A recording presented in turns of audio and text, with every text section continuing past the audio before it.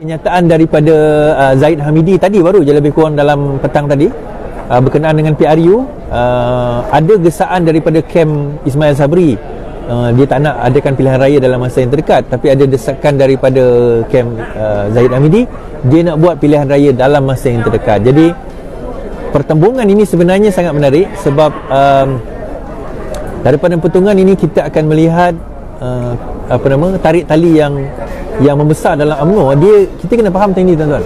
Tarik tali pergaduhan dalam PKR, dia pergaduhan yang tak membawa signifikasi besar dalam politik negara sebab PKR tak memerintah. Tetapi kalau pertemuan dan pergaduhan yang besar dalam UMNO, dia membawa signifikasi yang sangat besar kerana dia boleh membawa orang kata pertembungan yang boleh membawa kejatuhan UMNO itu sendiri. Contoh saya bagi tahu 1988 dulu, Kuli dengan Mahathir tahun 88 ni, mana pertemuan itu menyebabkan UMNO kena haram.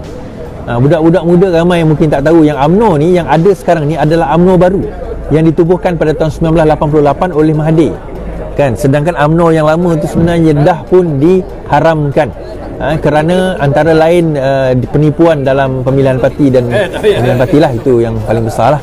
Kata apa Najib PRU ada yang kata semalam dekat dalam saya punya TikTok lah, dia kata ada yang kata confirm bulan 10, berapa bulan dia sebut 8 bulan ke berapa bulan 10 ni. Ada yang kata bulan 9, ada yang kata bulan 11. Saya kata macam ni lah, tuan-tuan. Kita semua boleh berspekulasi, tak ada masalah. Tuan-tuan nak kata sebutlah. Macam juga kita tikam nombor lah, semua boleh berspekulasi nombor apa nak kena esok, kan. Sampai hari boleh kena tu barulah kita tahu. Cuma ada yang kata bahawa bulan 9 ini bajet akan dibentangkan as opposed to bulan 11. Sepatutnya bajet dibentangkan bulan 11, tapi dia nak buat bulan 9. Ada kemungkinan dan tak mustahil dilakukan kerana itu kuasa Perdana Menteri. So kalau dia nak buat pada bulan 9, katakan contohnya, kalau dia nak buat pada bulan 9, itu adalah hak dia. Dan kalau dia buat sekalipun selepas bulan 9 bajet, then dia akan terus adakan pilihan raya pun tak ada isu, kan. Itu kenapa? Okey. Apa nak bincang dia? Tak apa, duduk, kita ada orang lagi. Kenapa saya kata demikian, tuan-tuan? Kita kena faham macam ni. Pertembungan yang besar di dalam UMNO sekarang ni adalah dalam menentukan siapa yang bakal jadi Perdana Menteri selepas ini. Apabila pendedahan isu LCS itu, kita tak perasan satu benda, isu LCS itu ada kemungkinan akan mengheret Zahid. Zahid sekarang ini dalam bicara, tetapi isu LCS tu hari Isnin ni akan declassification, dinyah wartakan dokumen berkenaan dengan LCS. Ada kemungkinan bahawa dokumen itu akan mengheret Zahid dan juga Isyamuddin di dalam next skandal yang akan melanda negara kita. Dan tuan-tuan percayalah, kalau Pakatan Harapan menang sekali lagi dalam pilihan raya akan datang ni, ramai yang akan tumbang ni, tuan-tuan. Ramai yang akan tumbang. So dalam 2018 hari tu kita berjaya bawa antara lain Zahid, kita tarik Rosmah, kita tarik Najib, kita tarik Kunan, kita tarik siapa lagi ya? Aziz Baling, kita tarik Ivan Ahmad Mazlan, kita tarik Isa Samad, kita tarik Syarizat Jalil, kita tarik ramai kepimpinan, walaupun ada di antara mereka yang lepas, itu tak penting. Kita tarik mereka. So bila kita tarik mereka, bayangkan itu dalam keadaan ada di kalangan masa tu Mahathir berkuasa tau. Imagine kalau pilihan raya kali ni kita menang dalam keadaan kita berkuasa, Datuk Seri Anwar Ibrahim jadi Perdana Menteri, bayangkan. Saya akan nampak yang besar yang akan tumbang. Zahid sekali lagi, Isyamuddin akan antara yang tumbang. Tuan-tuan tahu ada seorang lagi siapa tahu? KJ ni antara yang akan terlibat, terkena sekali. Cuma itulah kelebihan. Kenapa saya tak tuduh KJ ada buat salah, tetapi kemungkinan itu ada. Kita tak cerita kat dalam ni lah. Contoh bila Rafizi sebut tentang isu LCS, 100 lebih juta, 142 juta ke 160 juta dibawa ke luar negara melalui offshore account. Kita cek, semak, offshore account itu berkaitan dengan satu nama.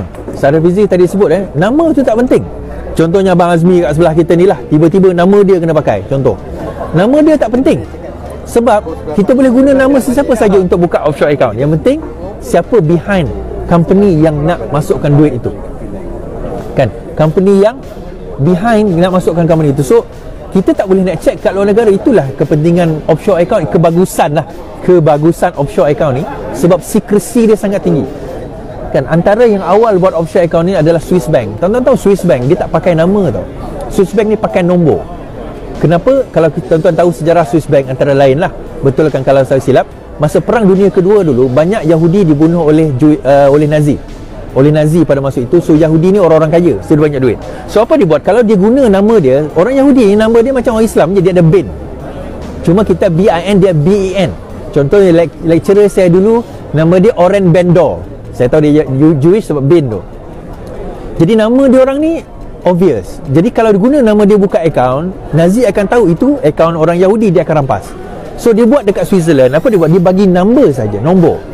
So nombor itu adalah pengenalan. So nombor itu unique number. So contohlah 123456789. Contoh itu number dia. So bila you pergi ke bank, you ada number itu dengan dia punya security number, cukup untuk keluarkan duit daripada account. So kita tak tahu siapa owner kepada wang tersebut. Ini asalnya.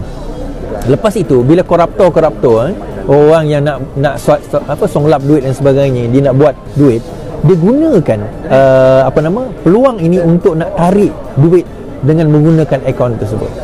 Tadi revisi juga sebut tentang pendedahan ini, nyah klasifikasi ini akan membawa kepada apa? Penemuan pembelian barang-barang yang kita kita macam takkan macam ni dia beli. Okey, contoh saya baca PAC hari tu saya baca PAC. Dia kata apa tau? Antara barang, sebab dia nak tengok, dia kata progress kan, bila dia sebut progress kapal tu, dia kata progress, dah ada progress berapa? 60%. Progress tu dia tengok daripada apa? Bukan tengok daripada fizikal kapal tu saja, tapi pembelian barang. Kita dah beli ni, kita dah beli ni. Contoh dalam PAC boleh baca, saya tengok muka surat berapa. Dia kata contoh, kami dah beli TV, dia kata. Dalam PAC tu kata kapal tu dah beli TV. So apa? Kapal tak siap lagi tuan-tuan, tapi TV dah beli. Duit dah bayar. TV dah beli. Kenapa dia nak beli TV? Sebab dia nak tunjukkan ada progress. TV ni dah obsolete tuan-tuan. Sebab apa? TV tu dia beli tahun 2013-14. TV 2014, Smart TV 2014 dengan Smart TV 2022 lain. Dah 10 tahun, dekat 10 tahun. So dia dah obsolete. Jadi TV itu contoh, dia kata TV, pintu, benda-benda yang, lepas tu benda-benda yang macam tak signifikan dah dibeli. Kenapa? Nak tunjukkan ada progress. Adalah saya bila lepas saya komen pasal Hisham Jalil tu kan, pasal saya buat jawapan pasal Hisham Jalil, saya jawab dia satu persatu. Saya bawa PAC punya, saya kata dia punya hujah ke laut. Dia buat lagi satu video, cuma dia tak sebut nama saya lah. Dia kata orang PKR, tak apalah kan. Dia kata dia buat hujah lagi. Dia kata bahawa dia tak tahu ke CEO LTAT sendiri kata PH lah yang menyebabkan kapal tu ditunda. Pertama, CEO tak pernah cakap macam tu. Dia nak menipu orang pun agak-agak. Cubalah buat petikan. Mana dia cakap, buka surat berapa, ambil lah. Macam saya buat kan, saya akan letakkan, okey, ini statement dalam surat khabar, muka surat sekian. Saya bawa petikan daripada PAC, contoh ini muka surat sekian, 48, muka surat 116. Saya sebut spesifik. Jangan main petik macam tu je. Kalau main petik macam tu, semua orang boleh petik. Dan rupanya Hisham kata declassification of the document yang akan dibuat pada hari Isnin ini, kita fikir balik, kenapa Hisham tiba-tiba nak declassifiedkan dokumen tersebut? Cuba kita fikir. Tiba-tiba Hishamuddin Tunusen On nak declassifiedkan dokumen. Kalau dia ada terpalit dengan dokumen tu, dia boleh kena. Dia tahu dia tak terpalit. Siapa yang terpalit tuan-tuan?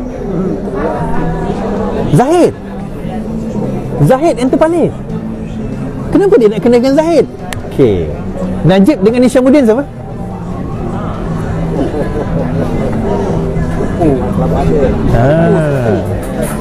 Okey, sekarang aku nak declassifiedkan hari Senin ni, yang dah declassified tuan-tuan. Siapa agak-agak yang akan kena? Zahid sekarang ni dia gembira lah, sebab kalau PRU dia buat masa terdekat, dia boleh menang kes. Dia ada kemungkinan boleh menang kes. Tukar AG boleh tukar, ketua polis negara boleh tukar, mungkin ketua hakim negara pun boleh tukar. Boleh, semua boleh tukar. Dia Perdana Menteri, dia ada kuasa. Sebab dia bercita-cita nak jadi Perdana Menteri. So dengan disqualification tersebut, ada tak alasan geng-geng Hishamuddin kata boleh kita akan menang tetapi Zahid tak layak, bukan tak layak, dia kata Zahid tak boleh jadi Perdana Menteri pending investigation. Jadi kuih goreng. Jadi kita kata kenapa? Walaupun dia presiden, walaupun BN menang selepas ini PRU15, dia tak boleh jadi Perdana Menteri, tuan-tuan. So siapa akan lebih layak jadi Perdana Menteri? Saya kata dapatan kajian abang itu kita tengok abang kajian hari itu kan. Yang masih lagi dilihat sebagai dikenalilah, disukai oleh rakyat, yang pertama adalah Muhyiddin Yassin. Nombor 2 adalah Ismail Sabri. Nombor 3 adalah Anwar Ibrahim. Maksudnya ni bukan nak tunjuk lepas ni maksudnya BN boleh menang, bukan. Poinnya adalah kat mana Zahid kat situ yang betul, yang pertama. Kedua, kalau lepas ni menang BN, bila Zahid ada terikat dengan skandal-skandal yang didedahkan selepas ini oleh Hishamuddin, siapa yang boleh UMNO tolak jadi Perdana Menteri? Ismail Sabri. Kenapa Ismail Sabri, tuan-tuan? Kita kena ingat sekarang ni ada pergaduhan besar di antara kluster mahkamah dengan kluster menteri. Kluster menteri, tuan-tuan. Siapa kluster menteri? Hishamuddin ni kluster menteri. Hishamuddin tu kluster menteri. Dan saya nampak trending dia sekarang ni, UMNO is going downwards daripada segi bukan sokongan tapi daripada segi survivability dia. Kerana apa, tuan-tuan? Sebenarnya ini nak cerita pada orang UMNO sendirilah. Kalau korang nak kekal kuat dalam pilihan raya, kalau korang lantik Ismail Sabri, maksudnya biarlah next pilihan raya korang akan terlingkup teruk. Macam mana jadi dengan Pak Lah dulu. Next pilihan raya korang terlingkup teruk sebab Ismail Sabri bukan seorang pemimpin yang kuat. Sebenarnya banding Ismail Sabri dengan Zahid tu lagi kuat sebenarnya. Bagi kami okey. Kami suka. Kan, betul tak? Dia macam ni, tuan-tuan. Macam kita main bola lah kan. Dulu ingat tak Diego Maradona, Argentina ni, ingat tak?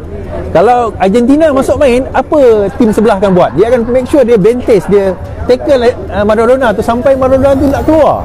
Sampai tak apalah, kad merah pun kad merah. Janji dia tak main. Betul tak? Tapi tak keluar juga dia sebab dia lasak. Poin saya adalah kalau banding Zahid dengan Ismail Sabri, kami lebih rela Ismail Sabri jadi Perdana Menteri ditakdirkan. Kerana apa? Next PRU 16 nanti InsyaAllah kita boleh menang besar kalau Ismail Sabri jadi Perdana Menteri. Itu yang kita kena faham sekarang ni, situasi politik ada dalam negara kita.